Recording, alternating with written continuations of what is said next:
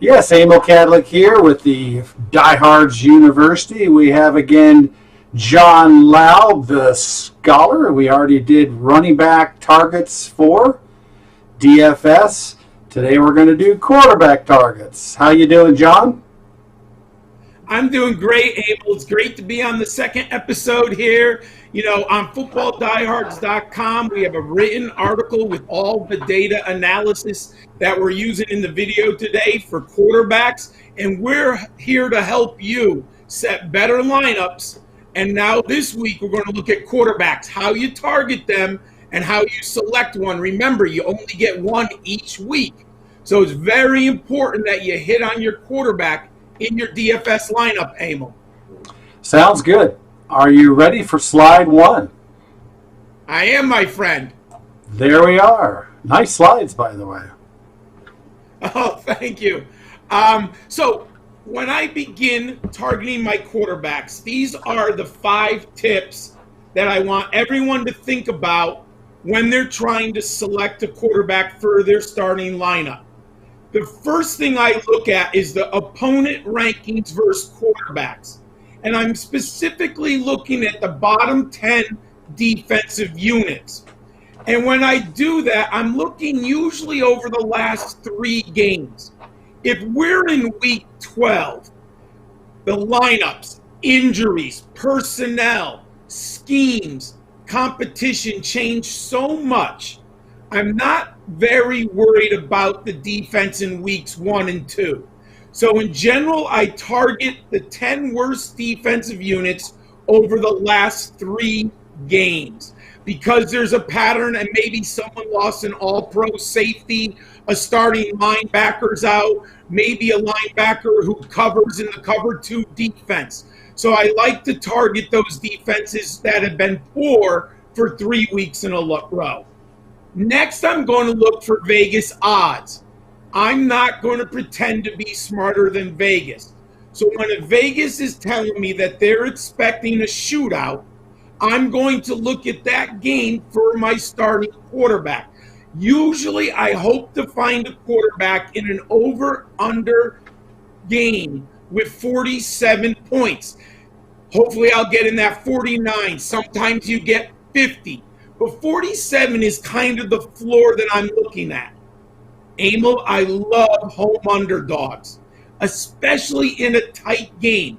If you give me a over-under of 48 and a home underdog, plus 2.5, plus 3, I really like that game script because what that is telling me that Vegas believes in the fourth quarter the home team will be trailing or it'll be very close, which means that the quarterback should be throwing the football in the fourth quarter. I'm also looking to see which quarterbacks are hot. Who's throwing the ball? Go to footballdiehards.com. We have so many great statistics. Who is throwing the ball and who's completing passes? Which quarterbacks are hot? I'm not very worried about touchdowns per se. Sometimes touchdowns could be a result of the opponent. Sometimes it could be the result of a little bit of good or bad luck. If a running back rips off a 20-yard touchdown run instead of a quarterback throwing a 10-yard touchdown strike. I'm looking for attempts and completions. If I have a lot of attempts and a lot of completions come out of my quarterback, touchdowns will fall as they may. I like the correlation. Then, the last thing, I rank all my quarterbacks. If there's 32, I'm going to rank the starting quarterbacks 1 to 32. But we play on Sundays. So let's say we have 10 or 12 games. I'm going to rank my quarterbacks 1 through 24. Then I'm going to look at the salary. If I have a quarterback who I rank at number 8, but his salary's 21, I'm going to probably target that quarterback. So if you use this framework, my friend, this will allow you and give you a nice ability to identify who you want in your starting lineups. Wow, that's excellent stuff. You ready for number 2? Slide Absolutely. number 2. Here we go. My friends, we are always looking to score points, but we must understand points scored are also relative to the price value ratio of the player. As an example, for every $1,000 that I spend on a quarterback, I hope to receive 3 fantasy points in DraftKings. So if I spend $5,000, I'm hoping for at least a return on investment of 15 fantasy points, which will give me a 3.0 PV ratio. So I am always going to look at price and then compare it to what I believe the points scored, and then I'm going to get a PV ratio. Now on footballdiehards.com, we again have great tools to give you projected points. And when you get projected points, you can see approximately your PV value ratio. Now, obviously, just because of projection doesn't mean it always turns out that way. But what I did is I broke down 3 years worth of data. That is 102 lineup decisions. And sometimes I use the same quarterback twice in a lineup if I felt they were just in such a good and advantageous position, either for salary or matchup, to score points. But this data is compiled from all of those selections. If you look there, I broke the ranges into $5,000.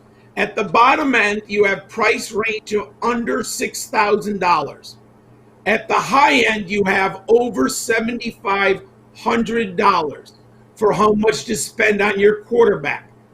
What I did here is I wanted to compile how many points scored my decisions were, and then what was the PV ratio that I returned on my investment.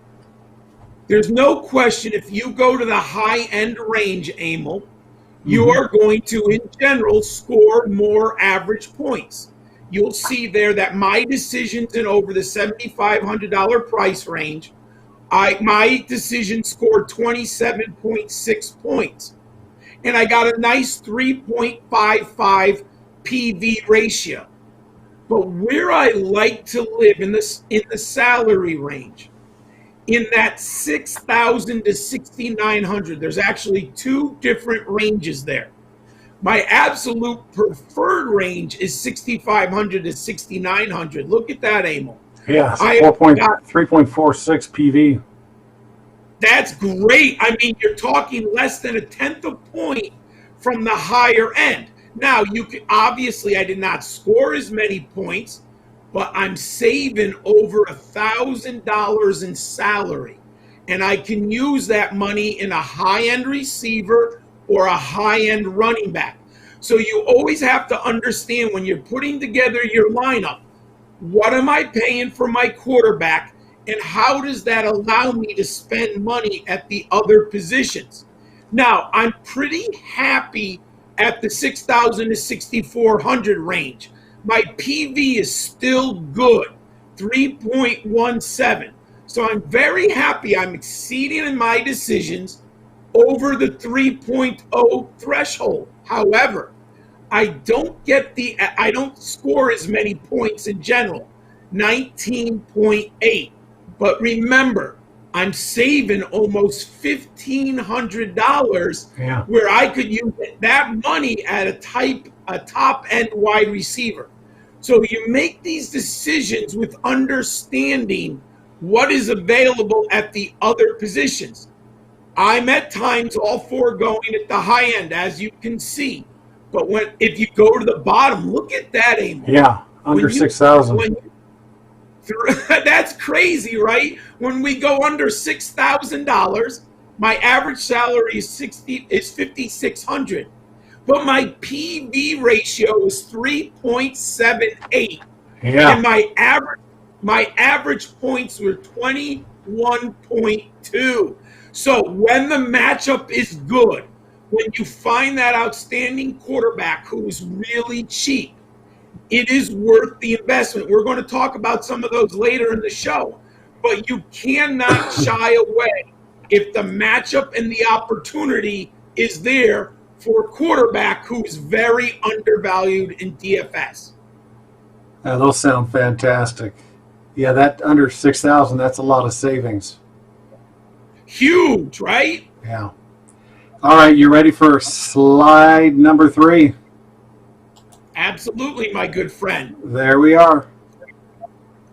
What I'm looking here for everyone is who have been the most owned quarterbacks that I've had in DFS over the last 3 years. You look, there's going to be a pattern here. 4 of these quarterbacks score points with their legs. That is going to be more and more valuable in DFS. Now, you'll notice Lamar Jackson's not here, but remember, I have chosen him, I believe, 5 times, but he was a rookie in 2018, and he didn't start until like week 10, I believe. So he wasn't available for purchase as often as some of the other quarterbacks. Also, remember, there was a point last year where Lamar Jackson was sky high. You're talking about $8,000 you had to spend on him. So I, in general, went to other positions. The quarterbacks who have been the most beneficial over the last 3 years when I have targeted them, Patrick Mahomes and Deshaun Watson, are clearly the top 2. I chose both of them 7 times. Look at that, Emil. The 7 games that I chose Patrick Mahomes, they averaged 27.5 points, and he got me a 3.87. Now, I'll be the first one to admit it. In the beginning of the 2018 season, he was wildly undervalued. Remember, he was just starting. He had only played 1 game as a rookie in 2017. That was against the Broncos on the road, the last game of the year. He opened up the game as the Chiefs starter in 2018, and he was underpriced. So I owned a lot of Mahomes in 2017 because the price was there. It was beneficial to invest in him. Deshaun Watson, to me, has always been an undervalued asset. The reason why is he's so proficient running the football. It is so incredibly nice in DFS when you get 40, 50 yards rushing. That is 5 or 4 points. If you add a rushing touchdown, you get 10 DFS points before you even threw the football. Yeah. And Deshaun Watson, I've been able to pinpoint games. If my memory serves me, they're also always, Houston tends to have high over-unders, and I like them at home. So I've identified Watson. Now, his prices varied over the 3 years. In 2017, there's a game where I paid $5,100 for Deshaun Watson, and he scored nearly 35 points. But last year, I had a game with Deshaun Watson where I paid $6,700, and he scored 44 points. So sometimes it's worth investing, even though the salary's high. Another great undervalued asset, Russell Wilson.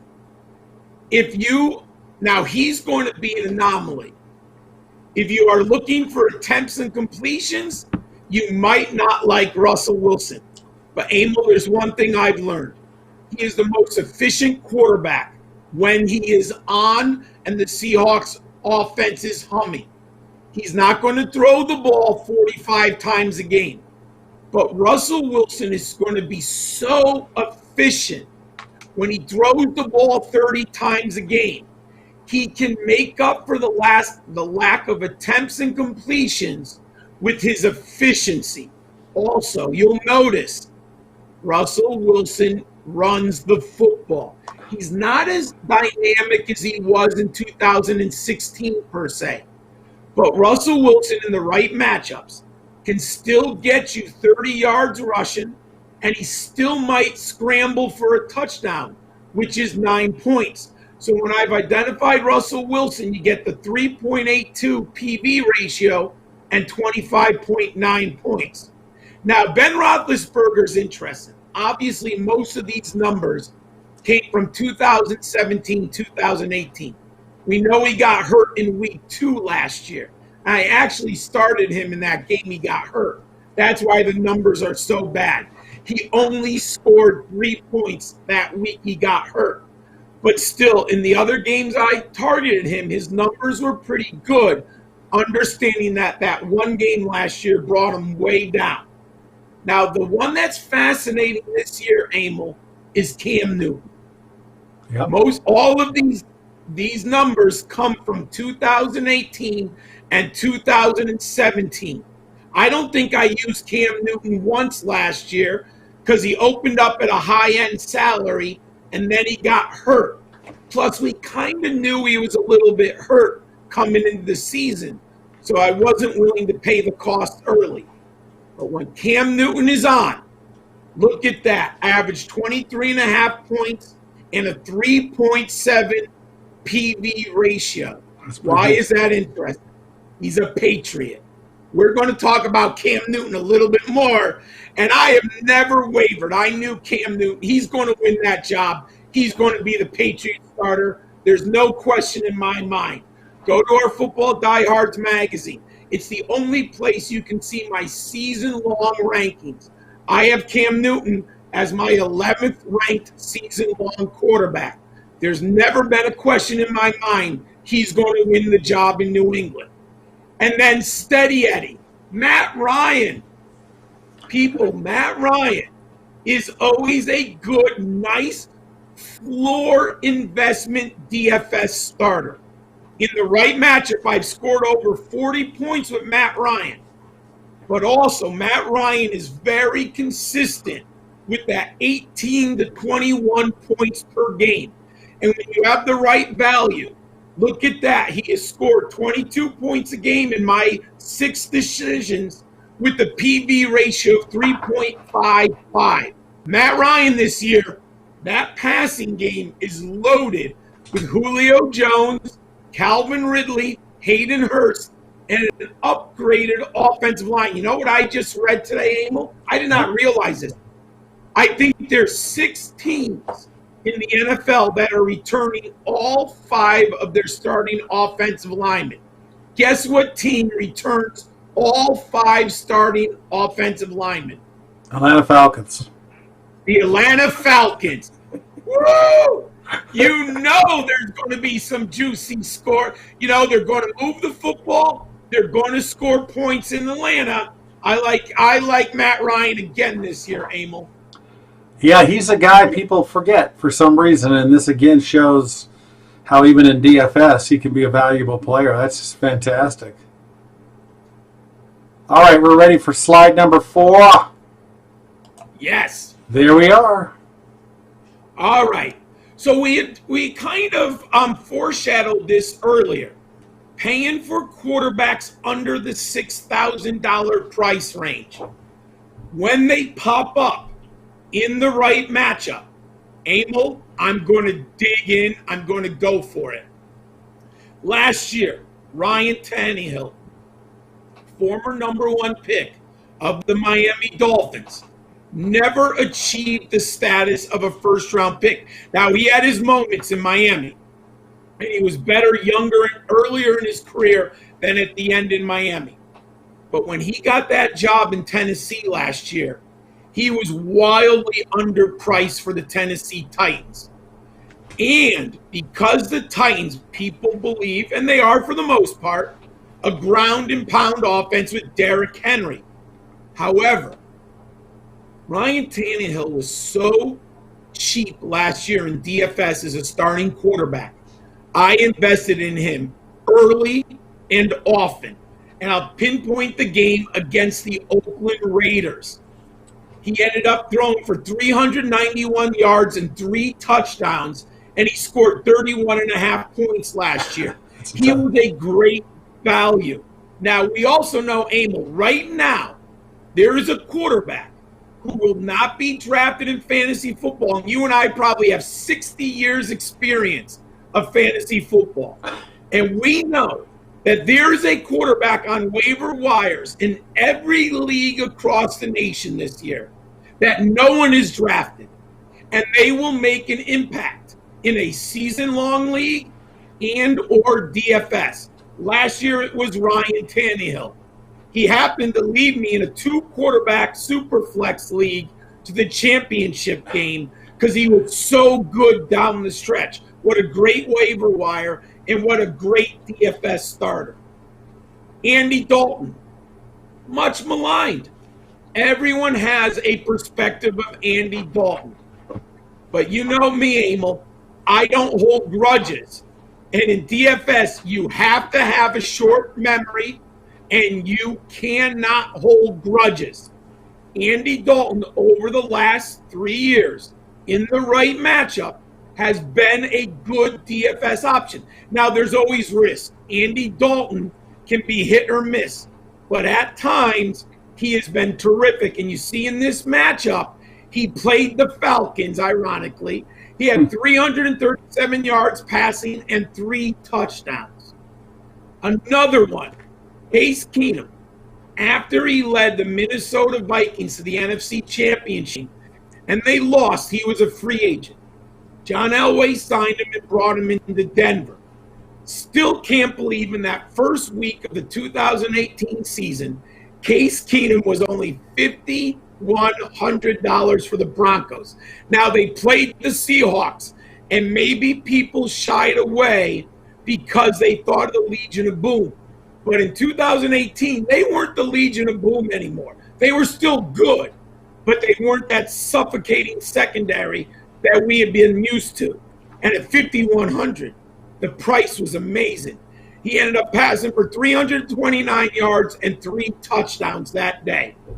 And last year, speaking of Cam Newton, when we found out he was out for the year, Kyle Allen was going to get the start versus the Arizona Cardinals. And last week on our tight end episode, we had mentioned how bad the Cardinals were against the tight end. Well, the Cardinals' secondary was also not very good. Kyle Allen was the bare minimal, Emil, at $4,000. Against the Cardinals, he had 261 yards and 4 touchdowns. He ended up with 25.2 points. One of the things, 3 of these 4 starters all hit the 300-yard plateau. Why is that important? You get a 3-point bonus on DraftKings if you pass for over 300 yards. Now, what made Lamar Jackson so exciting last year, you got a 3-point bonus with over 100 yards rushing. That's why Lamar Jackson was so special of a DFS, but you had to pay for it, right, Emil? Yeah. Everything's about cost. Why I'm talking about this? When the matchups pop up, everyone, and they're going to happen this year, we know there's a quarterback that no one's thinking of that is going to be given an opportunity, and he's going to be in a good spot to perform. And those are the DFS one-week wonders. Do not shy away from them and read the scholar's sheet of knowledge, and I'll help you identify those. That's fantastic. Tannehill was funny because he was so bad before he went to Tennessee. We just couldn't believe it. You just keep, what is this guy doing? I mean, he even looks sharp. And now he's like the 20th in-season quarterback taken. I'm like sitting here in these drafts, and I'm looking at taking my first or second quarterback, and I can get Tannehill as my second, just really late. And it's just crazy to understand why people still don't trust him. Yeah, I love him in Superflex too, my friend. I mean, he's a great. When you're talking, if you go high end like Russell Wilson in round 4 or 3 in say a Superflex, it is great to come back with Tannehill in round 10 or 11. And what I like about Tannehill, he has a little rushing floor. Yeah, he's going to get you between like 20 and 40 yards. And if you pop that 40-yarder And then he's going to run, if he starts 16 games, Tannehill's probably going to run for 4 touchdowns, right? Because look, when they do a bootleg on the goal line with Derrick Henry, there ain't a linebacker who's going to cover Ryan Tannehill on the backside. You're going to have to smash on Derrick Henry, right? So you're going to get some rushing bonus yardage here. I like Tannehill. All right, slide number 5. Here we are. So we've been talking about the floor. And in order to understand plays, you have to understand the risk and the variance. So one of the things that I wanted to look in the data points is look at the high, the median, and the low. It is fascinating because if you look at the low, you will definitely see there is much more risk involved the lower I spend on my salary cap. The reason I bring that up, we just talked about the 1 week wonders of players who did extremely well. But I have to be honest with everyone who's watching this. There is a risk involved. Now, the quarterback's not as risky as a running back or wide receiver or tight end. But there is risk because usually, even on a bad week, a quarterback should get 8 points, right? 1 touchdown, 180 yards passing, maybe 1 or 2 interceptions. At least you get something. So you notice there my low is a 1. When you pay down sometimes, you can hurt yourself, and I understand that there's risk there. But look at that high, Emil. My high was 43.2. But what's more important, in my opinion, the median is 21.9. So I was able to take the risk involved at the lower salary in the right matchups. You can't be foolish when the matchup is identified, when you have the over-under, home underdog against a terrible pass defense. Then I like the matchup, and it doesn't matter on salary. But you do have to understand there's risk there. But it's fascinating because if you look at the high, when you compare the high and all the salary ranges, look at that, Emil. The lowest high was at the high quarterback. It's fascinating. At the quarterback position, matchup is sometimes more important than price. And the statistics show it on the high end. Now, you have to understand the advantage to paying up for quarterback.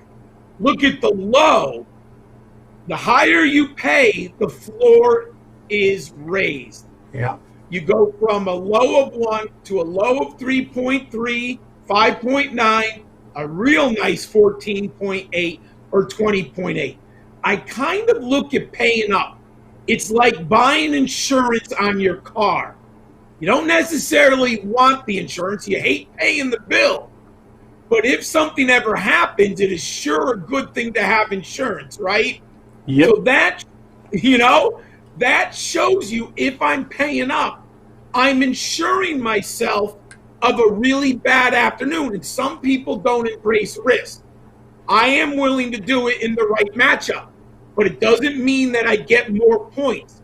What's fascinating also, look at the median. The median, there's not much of a difference, is there? Yeah, I'm surprised. Yeah, because I've been able, using my tips and what we had discussed on slide 1, I've been able to navigate the risk involved, come up with a good median, and then worry more about the position and the matchup than I am about the salary. So you have to understand, when we publish this, the DraftKings sheet of knowledge, if I'm investing at the lower salary cap, that means I feel pretty confident in the high-end matchup with a good median, but I understand that there's risk involved.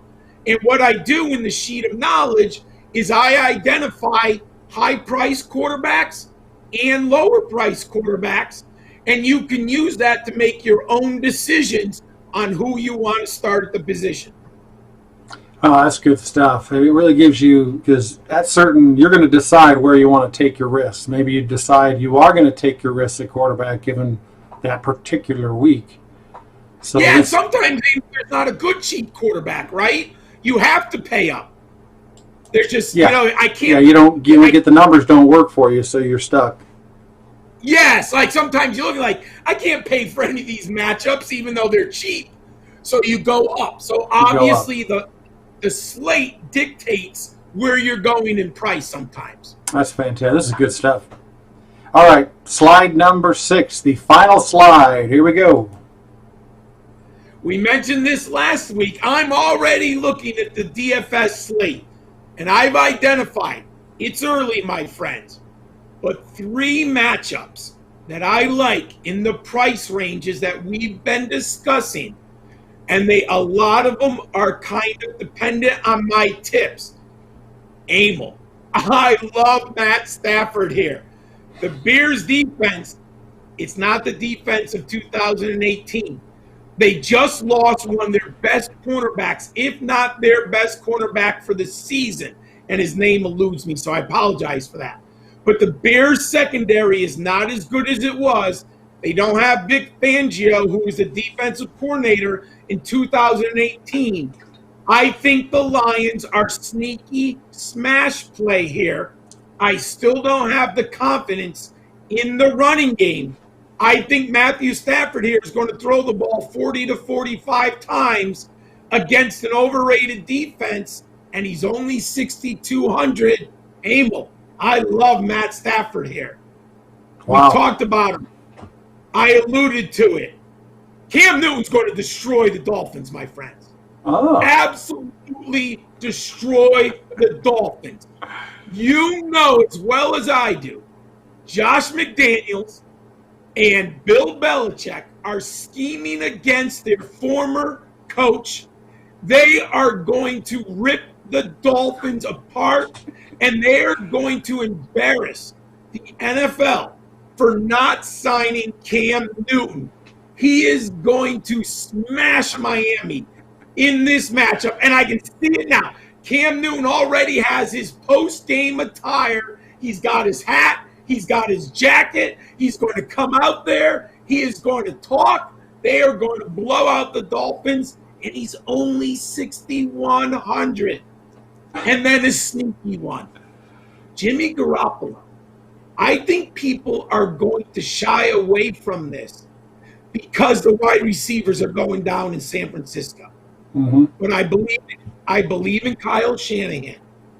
I don't like the Cardinals' defense. It'll be better, but I don't think it's ready. Arizona's going to throw the football. They're going to put points on the board. This is a sneaky high over-under with Jimmy Garoppolo in a good spot, and he's under $6,000.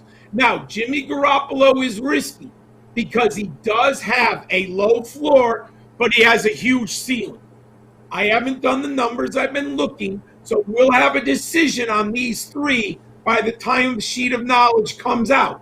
But I love Stafford, Newton, and Garoppolo week 1, Emil. Wow. Yeah, I'm just naturally scared of Garoppolo personally, but obviously, each week is a different week. Yeah, let me look. I don't want to mislead any of our listeners. I think the over-under is crazy good. Let me just switch to that page for a half a second. Well, I'm getting excited about DFS just listening to your 2 shows. I do love it. Ooh, nice. San Francisco only -7 at home with the 46 over-under, which is close. But I'm willing, I say to myself, the Cardinals are going to score points. They're going to stay in this ball game. Yeah. The 49ers are going to have to throw the ball late. I wouldn't even be surprised if Arizona has a fourth quarter lead at one point. So I like this game for Jimmy Garoppolo. And I like it because not a lot of people are going to look at Jimmy Garoppolo in that matchup. Yeah, no doubt. Yeah, no doubt. Well, by the way, ownership percentages are starting, whatever you call it, ownership percentages, DFS will have the estimates on our site this year. Oh, you do? Oh, yeah. Awesome. That's fantastic. Now, I will say this. I'm a cash game player.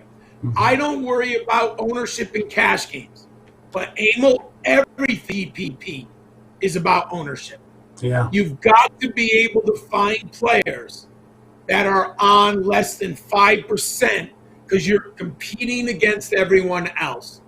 And if you go with the herd, it's going to be very hard for you to beat everyone when everyone's on a quarterback, right? So why I mentioned Garoppolo, people are going to be on Kyler Murray in this game.